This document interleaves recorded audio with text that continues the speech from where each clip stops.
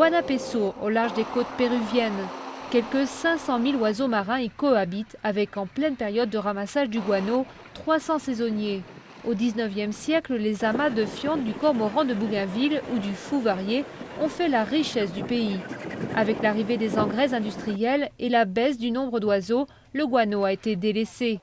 Mais aujourd'hui, les autorités péruviennes ont relancé son exploitation avec des méthodes plus respectueuses de l'environnement.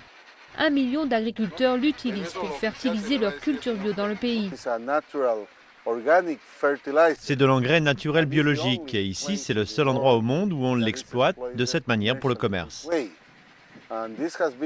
Ça a été un produit historique du Pérou dès le 19e siècle et maintenant il revient. Il a été important dans le passé et il sera important dans l'avenir.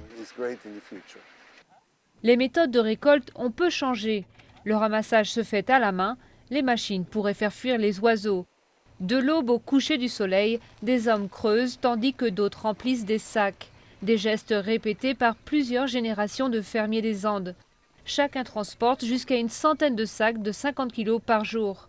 La plupart sont des saisonniers, les autres vivent là toute l'année et ont pour mission de protéger les oiseaux.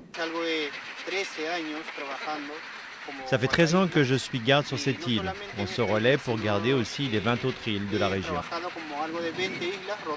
C'est un travail très agréable. Juan surveille aussi les chalutiers industriels qui pêchent le précieux anchois du Pérou. La pêche excessive de l'homme est la menace numéro 1 des oiseaux. Grâce aux efforts du pays, leur population en 5 ans a doublé pour atteindre 5 millions aujourd'hui.